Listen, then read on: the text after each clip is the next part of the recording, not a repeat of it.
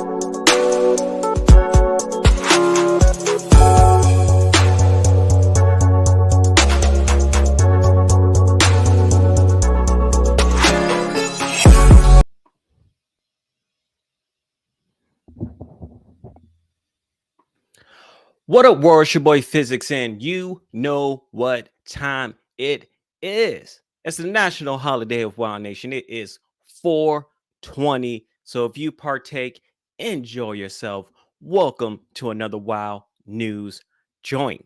On today's episode, we're talking about Kushida's time being up. We're also talking about FTR possibly going back to the E. We're talking about Bray Wyatt, what's going on with him, and more right after this. Really? This is my yard now. It doesn't matter.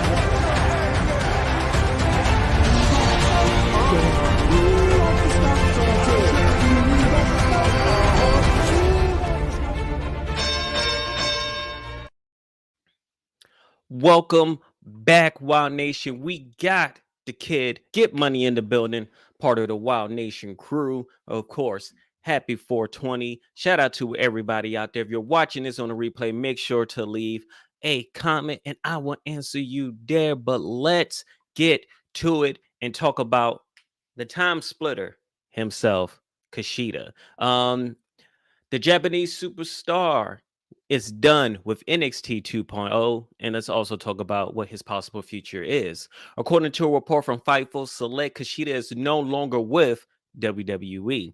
The report indicates his contract expiring, and it's unknown if there were no negotiations for a new one. That said, the report also notes one person in the company seems to believe his being gone is due to, of course, budget constraints. Pro Wrestling Observer Radio, Kushida leaving wasn't a secret within WWE, and the beatdown from Von Wagner represented his write-off. What's more, Dave Meltzer said the main roster people were never interested in bringing him up. The Observer says that he is most likely going back into New Japan Pro Wrestling, and hopefully he is back and he wants to get back before the G1 starts, which will be huge news for New Japan Pro Wrestling, getting one of their greats to come back and do his thing. Now with Kushida, he ended up being on the wrong end. It was just bad timing. It seemed by the time he got there, it was kind of the issue of him well, it was kind of Triple H's. They trying to push Triple H out of the NXT door, and he was an NXT project of Triple H. We all know that Triple H has a ton of respect for New Japan Pro Wrestling. There were rumors that when there were talks about WWE talking to New Japan once again to bring them in, a lot of it was Triple H. He saw the value in having WWE and New Japan Pro Wrestling being connected. He saw the value of having somebody like Kushida, who can bring you, he has the fantastical with, all his homages to Back to the Future, but he can also go hard in the ring, because that's his style, the strong style of Japan. The issue is by the time they were trying to push him out, it just seems like WWE really has no clue what to do with any wrestler that cannot speak perfect English. Um, and as Keegan Money says, Kushida never really got a start in NXT, never had a real story behind him. No.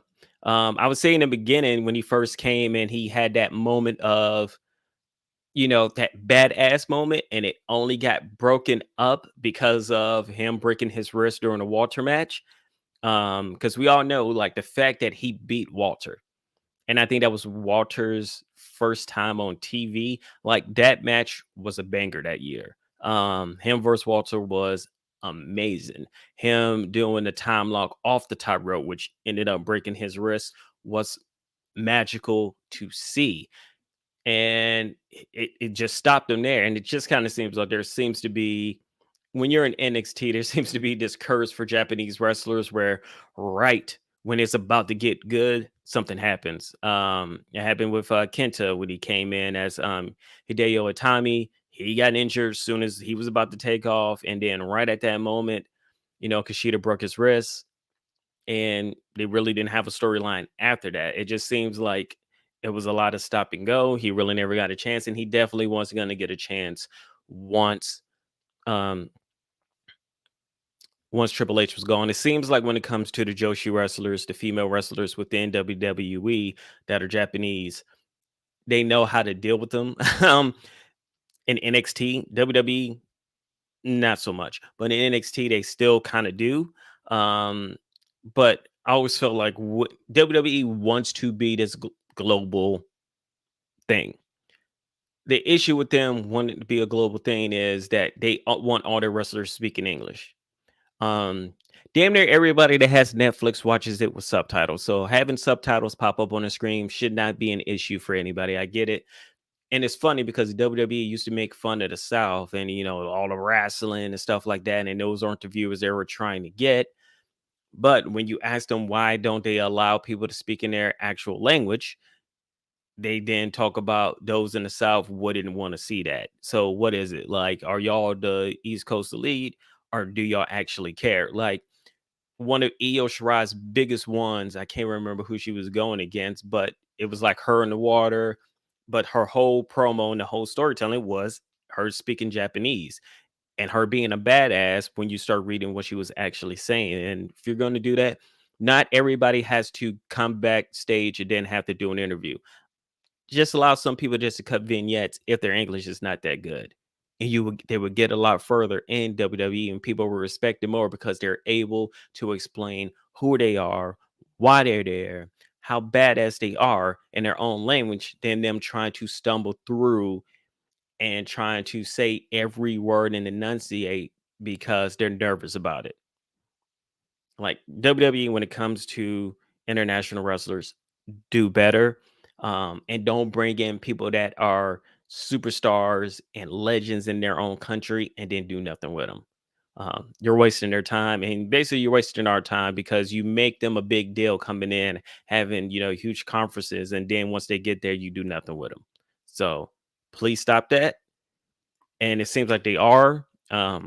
As they said, they're not done looking at indie wrestlers and things like that, but they're first come first serve is always going to go to the wrestlers that are within the performance center, and then they're going to go from there. If you're a big name, they're not going to turn you down. They're going to want you. But WWE doesn't make it easy to actually want to go there. That's just how it is at the moment. Now to our next segment. Will the brand split end in WWE? Well, WWE is not planning on ending the brand split anytime soon, despite the recent title merger, according to the latest Wrestling Observer Daily update. Dave Meltzer of Wrestling Observer writes, right now there are not merging rosters, which I feel like it's the best thing to do right now. And it seemed like that was the case once they did that advertisement that Raw was Cody Rhodes and SmackDown was Roman Reigns. If you merge it, you're going to end up with the issue that AEW is running with, which is, people that want TV time. There's going to be a small amount of people getting a TV time and a lot of people that are going to be put to the wayside. Once your roster expands to as big as WWE's, you can't really end the brand split. You can do it every now and then for a little bit if you just want to refresh things, but you eventually have to go back to it. And I feel like WWE has done it so many times that they kind of figure out that's the case. Unless, we're going to have a May massacre and they fire almost 30 people, 30 to 50 people, then brand split is going to be here for a hot minute. Shout out to Gruss. Go ahead, write who you are in there so I can put it up there.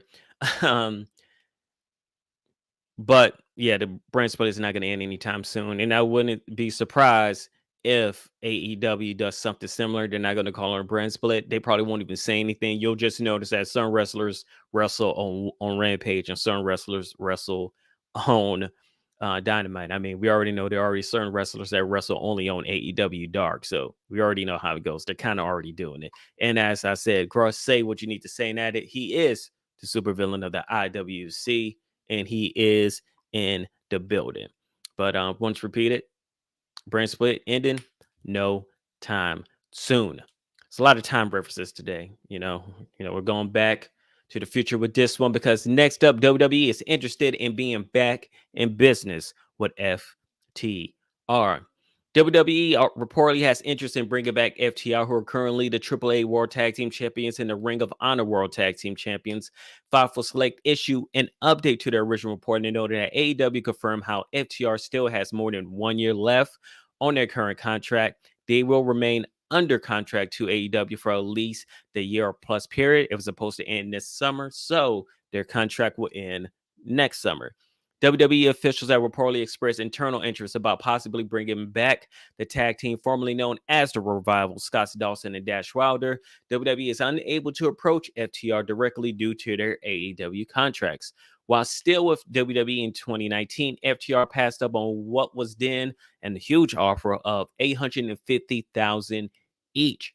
Former WWE talent relations head Mark Carrano noted at one point that he possibly could have gotten their deal to $1 million each before they decided to leave for AEW.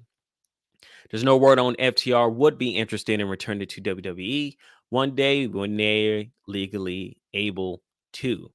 Now, they turned down a bunch of money, $850K, $1 million. Are they getting an AEW? I would guess not. Maybe $500K each, $650.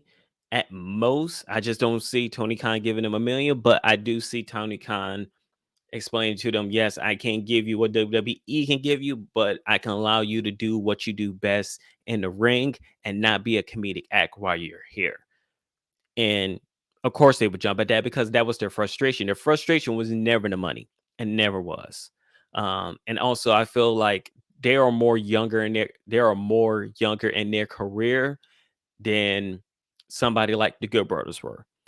Because as you know, the Good Brothers, they have said plenty of times when they signed that new WWE contract, which was high up there, they were good. They were like, basically, it was for our family. We really didn't care what they wanted us to do. We were going to be back stage the whole time in catering. Cool. We're still making money and we're still feeding our family. We already put the work in and we're just benefiting right now. They were okay with it.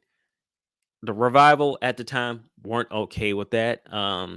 They want to prove themselves as one of the greatest tag teams of all time, and WWE was not giving them the platform to show how great they were.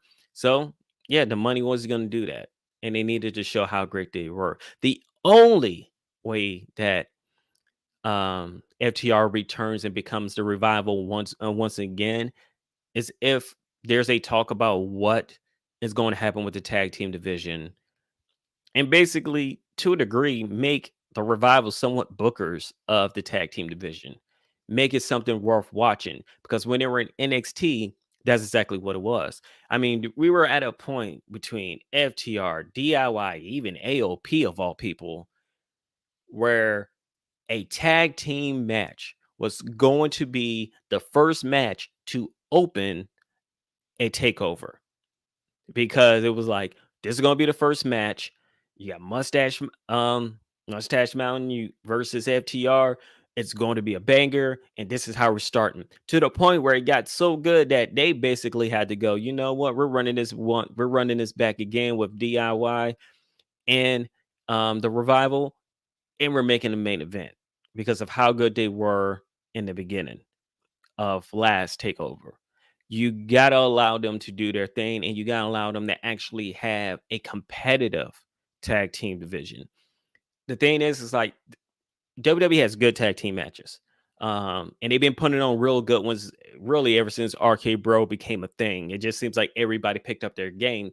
The issue with the tag team division is their storylines are always so damn goofy and never serious. It seems like the tag team division is used for a lot of comedy acts, and it's like, yeah, you could have one or two, but the fact that everybody's just in on and everybody's just jokey jokes so much kind of just makes, the seriousness of the tag team division not there.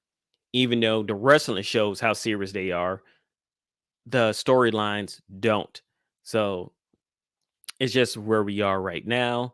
Um, and I mean, outside of, the Usos thing, the Usos are doing their thing, and said the Usos hot segment is still in WWE archive, so they might not want to get in a feud with the Bloodline when they come back. No, yeah, I wouldn't be surprised with that.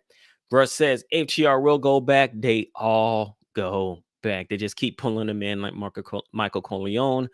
Russ says Cody Rhodes said he's going to bring back the Wing Eagle WWE title belt on Instagram. I kind of figured that was going to be the case. His big thing is with his dad. I feel he already bought the belt that, his dad he thought his dad was going to get. I wouldn't be surprised if we see that belt pop up first so he could show and talk about his dad.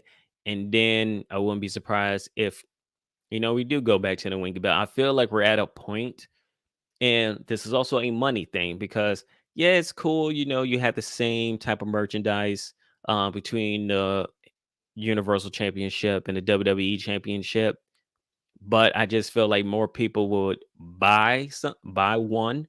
I feel like the Universal title is probably getting bought more than the WWE title. So if you bring another title, that's more merchandise to sell. It's kind of how things work with WWE. McGrath says FTR will join Cody Rhodes in WWE. Cody would make his version of the Horseman. That would not surprise me at all, and it wouldn't surprise me if that fourth person is Seth Rollins. Due to everything that's going on right now, They kind of would get like, a mutual respect from each other. They both would be there.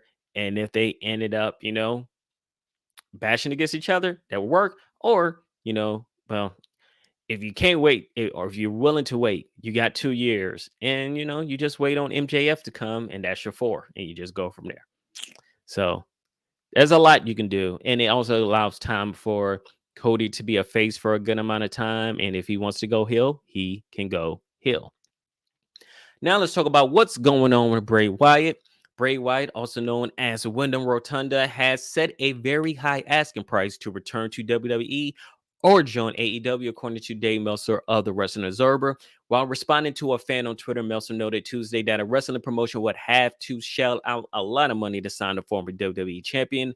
During Q&A on social media, Bray Wyatt was asked if he will wrestle again, and he wrote back, "I will always love wrestling. I couldn't imagine spending the rest of my life without stepping in the ring again and hearing that roar again. I think about it often. Everything has to be in place, though. Like I said, timing is everything." Now, I feel like this is the biggest issue when it comes to AEW signing Bray Wyatt and why it hasn't happened yet. As I told you, almost every week, AEW's war chest of money is very slim. And it's very slim because Tony Khan, as he was doing in the past, can't just give his own money out to sign these wrestlers. He's using the money that is given to him by Warner Media. And now Warner Media is a part of Discovery. So he has no idea how much money is going to come in to AEW. He also doesn't know what the next television contract is going to look like because to Warner Media Discovery, AEW is a production company. They're not a subsidiary of Warner Media Discovery. So Warner Media Discovery doesn't have as much as a how I say it, a hand in what's going on in AEW, other than when they ask about certain wrestlers like the Briscoes and they go, "No, we don't want them on here." Unless if you want to use our money and use our time to be on TBS and TNT, this is what our thing is. But other than that, make sure you produce something every week that it shows up on air. We're good to go. That's it. Rather than with how WCW and AOL and Warner was, it was every meeting that happened with AOL and Warner, they needed to talk about WCW. What is WCW's bottom line? How much money WCW is going to make? That was basically the case. That's the case with that's not the production case is the same thing that's going on with USA and Fox. That's why, if it was the case, if WWE was under NBC Universal, there'd be no way that SmackDown is on Fox. So that's how it explains it. So AEW doesn't have the money to be signing somebody as big as Bray Wyatt. I'm guarantee you Bray Wyatt is asking for millions. AEW releases are coming. Well, they already started their releases. Well, they're not doing releases. They're just letting people's contracts expire. And the people so far, Marco Stunt, people that's contracts probably don't really amount to that much. But until they get their new TV deal, we will not be seeing Bray Wyatt there anytime soon. And then Kid Get Money, of course, Jack being the Jaguar fan that he is, says Tony Khan better not be spending my Jaguars money. He's not. He is not. He spent that money on Ring of Honor. He spent his money on Ring of Honor, and that's about it. That war chest is very slim, especially after signing CM Punk, Bryan Danielson, bringing in Jeff Hardy. That war chest has been getting slim. So until a TV deal gets in, don't expect to see Bray Wyatt anytime soon, which means the ball is in the court of WWE. This is the thing, though. There's no way of bringing him in without messing up a storyline. You can't bring him on SmackDown because the person he would need to face is Roman Reigns, and we can't have Roman Reigns running through him because Roman Reigns is not losing that belt no time soon. He's probably carrying it past WrestleMania 39.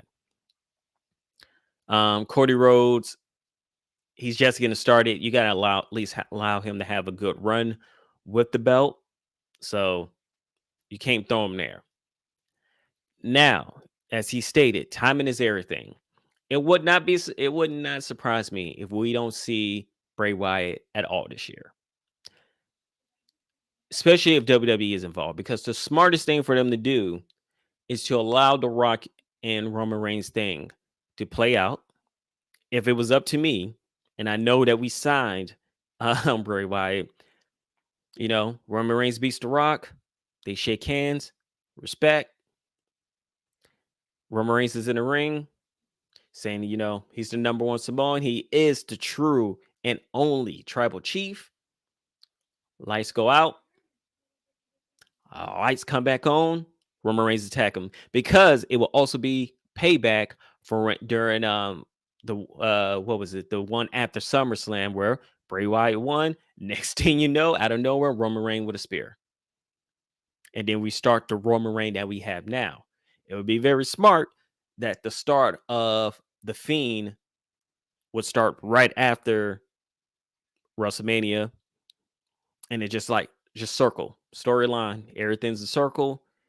You started your comeback against me, and I'm going to start my comeback against you. He drops it to Bray Wyatt, and then Bray Wyatt has the belt for almost a year. And like, if you really want to put over Bray Wyatt / The Fiend, that's how you do it.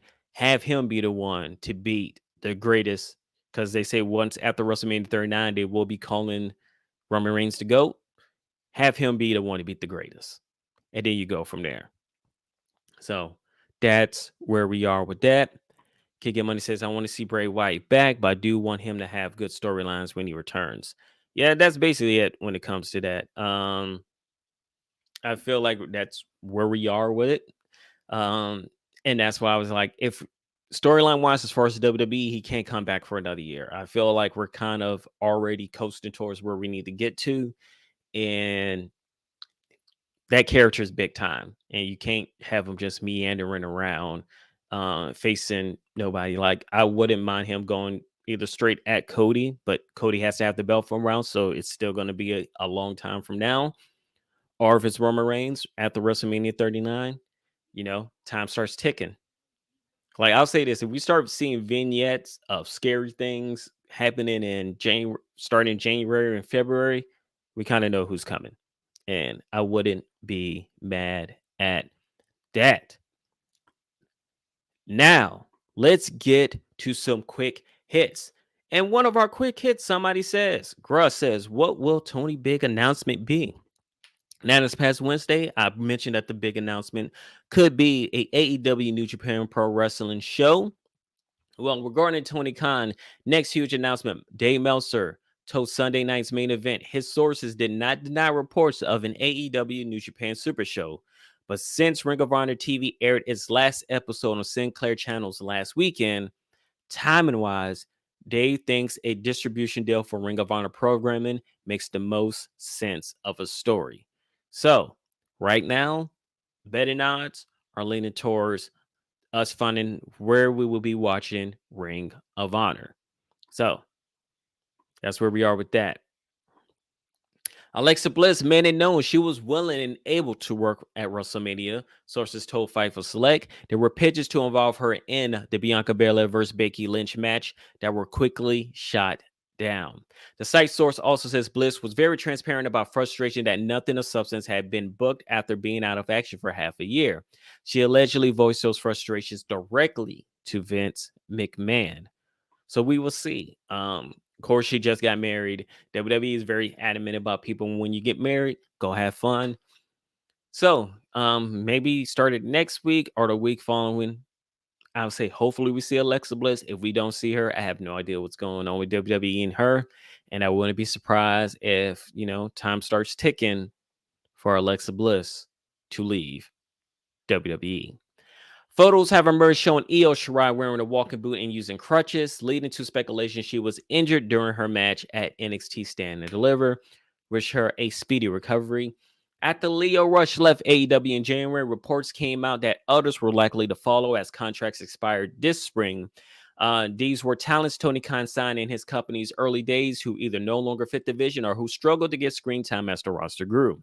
Next up on that list is Jack Evans. The 40-year-old veteran high flyer was mostly known for his time in early days of Ring of Honor, his work in Mexico, and on Lucha Underground. In AEW, him and Angelico challenged FTR for the World Tag Titles in 2020. Last fall, Evans lost a hair versus hair match to Orange Cassidy. He only worked a handful of matches on Dark since. So he's leaving now. Like in that last night's NXT 2.0, it looks like grizzled young veterans are also done with NXT, but we should see if it's a storyline or kayfabe. And for our last news joint of the day, New Japan Pro Wrestling's Kota Ibushi is 70 to 80% ready to return to in-ring action, while still weak on the side where he dislocated his shoulder, according to Dave Meltzer on his latest edition of Wrestling Observer Radio. The right side of Kota Ibushi's body reportedly still tires quickly and hurts, and he doesn't have his full strength yet. When his strength and his balance return, he will be ready to get back in the ring.